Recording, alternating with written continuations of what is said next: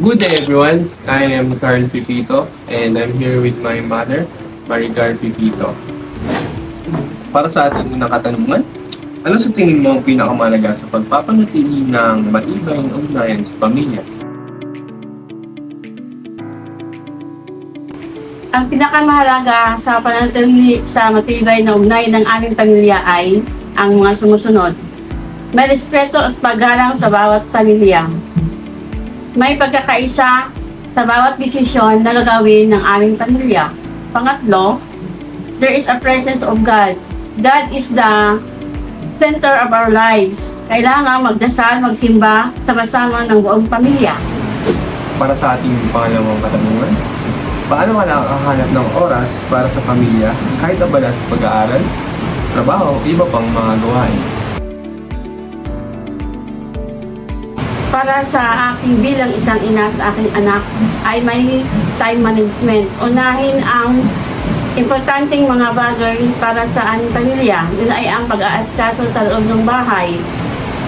Pag may pagbabanding, kung may free time ang bawat isa, mamasyal po kaming tatlo. Para sa ating ikatlong katanungan, anong mga gawain ng karaniwang ginagawa ng inyong pamilya nang sabay-sabay upang patibayin ng inyong ugnayan? Ang mga gawain na ginagawa ng aming pamilya nang sabay-sabay upang pagtibayin ang aming ugnayan ay ang pagbibigay ng schedule sa gawaing bahay. Sa umaga, si Carl ang magluluto kasi papasok siya para sa baon niya. Sa tanghali at hapunan, ako ang magluluto para pagdating nila ng papa niya, kakain lang sila. Tapos si Carl ang maghuhugas ng plato.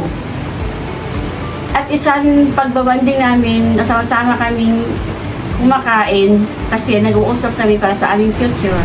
Para sa ating ikaapat na katanungan, paano pinapakita ng inyong pamilya ang pagmamahal at pagpapahalaga sa isa't isa? Ipinapakita ng aming pamilya ang pagmamahal at pagpapahalaga sa isa ay una, ang pagpapaalam kung saan pupunta ay isang pagrespeto sa magulang kasi dapat kailangan magpaalam para malaman ng magulang kung saan pumunta para hindi na sila mag-isip kung saan pumunta o anong oras uuwi. At least safe sila na alam ng magulang kung saan sila pumunta. Para sa ating muling katanungan, anong payo ang mabibigay mo sa ibang pamilya na nagnanais na magkaroon ng mas matibay at masayang ugnayan? Ang maipapayo ko sa ibang pamilya ay makinig at sumunod sa mga magulang. The parents knows the best for their children. Pangalawa, huwag magpasaway.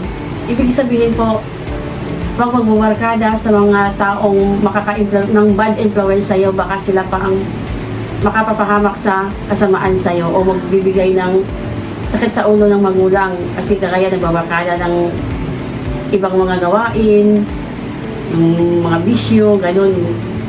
Mga lahat-lahat na yung kaya nagdodroga. Yung mga ganyan gawain dapat po iwasan nila. At ang huli-huli ay panatilihin palagi ang ikakabuti o ang tamang desisyon sa buhay para hindi pumunta sa ibang landas para makamit ang pangarap sa buhay. At doon na nga nagtatapos ang ating talakayan kasama ng aking magulang. Maraming salamat po ma sa pagbibigay ng opinion tungkol sa kung paano nga ba mapapatibay ang relasyon ng isang pamilya. Naway maintindihan nyo ang nais ibahagi ng aking magulang. Yun lamang po.